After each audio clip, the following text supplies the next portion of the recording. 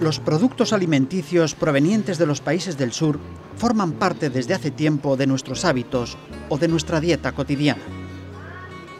El café, el azúcar, el banano, el algodón, el cacao son algunos de ellos. Pero muchas veces ignoramos que detrás de esos productos suele haber una historia cargada de dramas y conflictos sociales. Para unos pocos son fuente de enormes beneficios, para millones de personas fuente de empobrecimiento, explotación y hambre.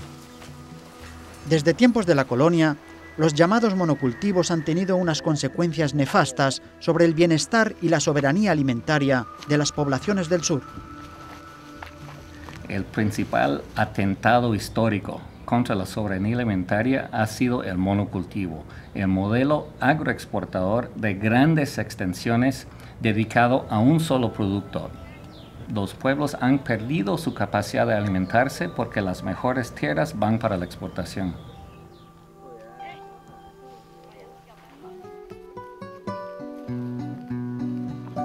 La soberanía alimentaria es el derecho a los pueblos rurales de tener acceso a la tierra, de poder producir para sus propios mercados locales y nacionales, de no ser excluido de esos mercados por la importación hecha por las empresas transnacionales. Y también es el derecho a los consumidores de tener acceso a alimentos sanos, accesibles, producidos localmente.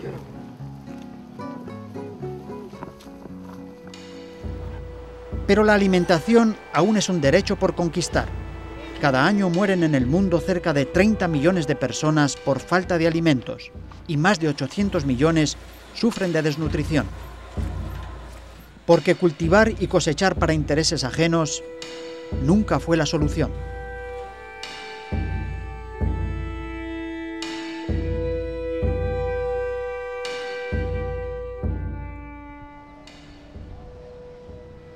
Hoy, la producción total de alimentos bastaría para alimentar a 12.000 millones de personas, el doble de la población mundial. No es, pues, la falta de alimentos el problema, ni tampoco la falta de recursos naturales. Es precisamente donde abundan los recursos naturales, recurso tierra, recurso agua, en donde existe la mayor pobreza, porque fueron estos lugares tan productivos que fueron el objeto de la colonización, de la conquista. Los pueblos locales que antes gozaban de esos recursos, hoy día por el proceso histórico que empezó con la colonia, están excluidos del acceso a su propia riqueza. Centroamérica, y particularmente Nicaragua, es un buen ejemplo. Con una enorme riqueza en recursos naturales, agua en abundancia y tierras de gran fertilidad, lo más difícil es que su población careciera de alimentos. Sin embargo, la realidad no es así. Y en esto mucho tiene que ver el uso que se le da a la tierra. Nicaragua, como Centroamérica, ha sido tradicionalmente región de monocultivos de exportación. Cada uno de esos cultivos de agroexportación ha tomado otro pedazo del territorio nacional, otra zona con suelos fértiles y ha progresivamente excluido a la gente. Actualmente, Nicaragua es el segundo país más pobre de Latinoamérica. El 78% de la población malvive con menos de $2 al día y cada año cerca de 1 millón de niños y niñas quedan sin posibilidades de asistir a la escuela. La revolución de los años 80, asediada por las presiones de Estados Unidos, no logró cambiar todas las reglas del juego. Lamentablemente, la revolución no logró alterar la estructura de agroexportación. Dejó la vocación principal de la zona rural del país en monocultivo grande de agroexportación, o estatal o privado. Iban perdiendo el apoyo poco a poco de la base social en el campo, precisamente por su incapacidad de cambiar la estructura de la agricultura. Hoy día, en muchas aldeas rurales, la situación es tan precaria que los campesinos reciben del Programa Mundial de Alimentos una provisión de productos básicos para poder sobrevivir.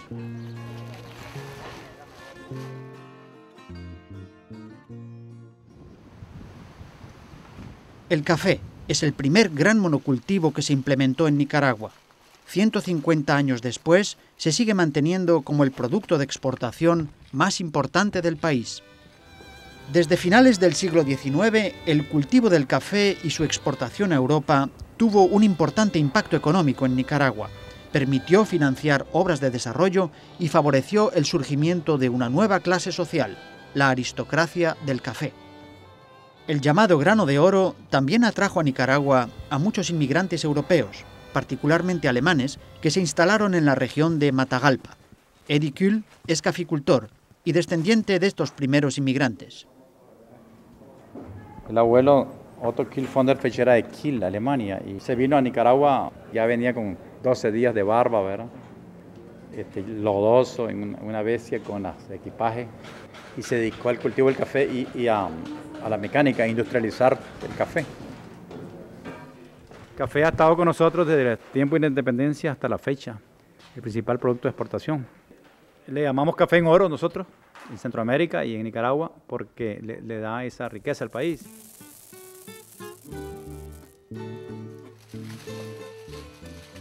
El rojito, como se llama popularmente al café en Nicaragua, se ha mantenido hasta hoy como un rubro importante de la economía del país, a costa, cierto es, de una mano de obra barata y abundante que por necesidad ha trabajado por salarios de hambre. Pero la inestabilidad de los precios y el costo en aumento de los insumos importados fueron haciendo cada vez más riesgoso un negocio que iba sobreviviendo de crisis en crisis, hasta que los precios se desplomaron. En poco tiempo, el quintal de café pasó de $150 a $30. En países tan dependientes del café como Nicaragua, la crisis se hizo sentir de manera violenta y sus consecuencias fueron terribles para miles de pequeños y medianos productores agobiados por las deudas, cuyas fincas fueron embargadas por los bancos. La caída del precio de café en Centroamérica provocó un grado de miseria y hasta hambruna que no se había visto antes, aún con todas las crisis anteriores. No los dan corte. Nosotros vivimos de los guineos tiernos de las demás haciendas, que vamos a robar guineos tiernos para poder comer. Hoy lo enterraron al chavalito, se murió de hambre, y 6 niños más y 3 viejos que se han muerto. Y otros que ya están inflamados, también ya están con anemia, porque no tenemos ni nada que darles de comer. Empujadas por el hambre, familias enteras bajaron de sus aldeas y marcharon hacia las ciudades buscando la sobrevivencia. Privados de su única fuente de trabajo, miles de peones agrícolas se vieron obligados a mendigar en las carreteras del país.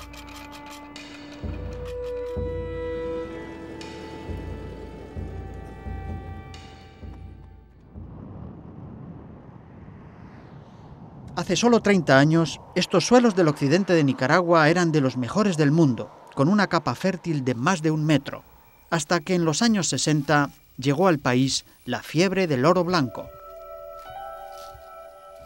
Antes de la llegada del algodón a la zona del occidente de Nicaragua, era la zona más fértil de Centroamérica, de máxima producción de maíz, frijol y de frutales, que suplía a todas las zonas, también El Salvador, Honduras, Nicaragua se alimentaba de esta zona. Pero a finales de los años 60 empezó el cultivo intensivo del algodón, llegándose a sembrar hasta 245.000 hectáreas, lo que representaba una fuente de empleo para unas 500.000 personas. Era la época de la bonanza del algodón. Ponía en circulación una cantidad de dinero increíble. Mucha gente hizo mucho capital. El algodón era tan atractivo que encontramos algodoneros de todas las profesiones, ¿verdad? Algodoneros médicos, algodoneros abogados, algodoneros estudiantes, algodoneros farmacéuticos, es decir, de todo. Pero de esos tiempos, hoy solo quedan las ruinas y los recuerdos.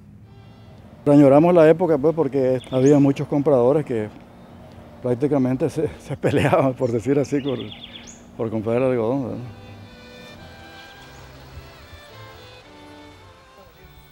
Aunque las consecuencias no fueron tan positivas para todos.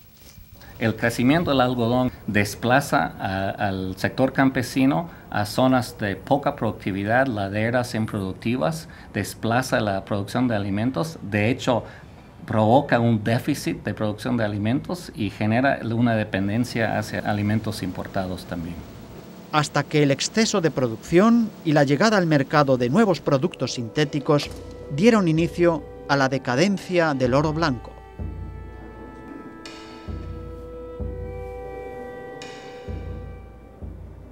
El algodón llegó a su límite en cuanto a precio en el mercado internacional en los años 80. O sea, ya el grado de sobreproducción en el mundo llegó al punto de que ya el precio no era sustentable y se cayó al suelo. Bueno, los costos de producción eran mayores que el precio de venta, ¿no? Entonces ya no era rentable, pues las plagas aumentaron muchísimo y no se podía producir. Pasados los buenos tiempos, ahora solo queda esperar el próximo milagro. Bueno, realmente lo tenemos esperando una oportunidad para que se haga otro tipo de inversión, pues. Podría servir para una zona franca.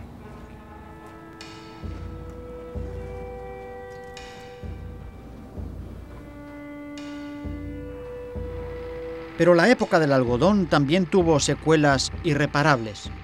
El algodón dejó una destrucción ecológica casi total. Eliminaron todos los árboles de la zona, el suelo erosionado y los insectos todos resistentes a casi todos los insecticidas.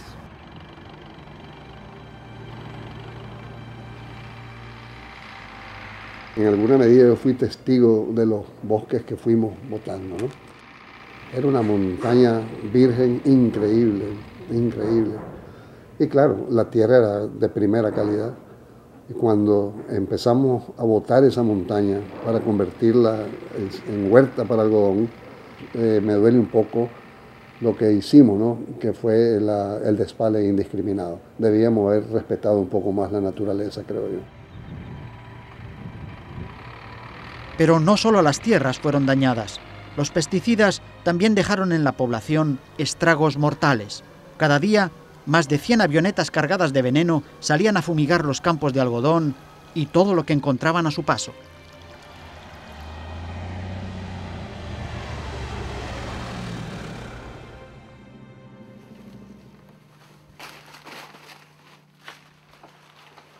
El banano ha sido un cultivo de agroexportación tan tradicional en la región que se ha llegado a llamar a los países centroamericanos repúblicas bananeras.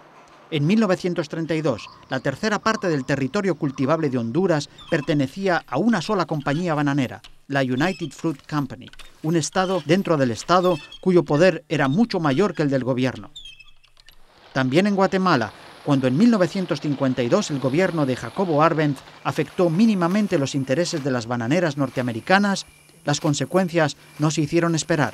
Fue derrocado por un golpe militar organizado por la CIA. El banano también es típico de otro fenómeno, que es el enclave de una empresa transnacional que tiene casi un territorio soberano dentro de un país donde no se aplican leyes laborales, donde tienen la libertad de explotar de una manera subhumana a la fuerza laboral.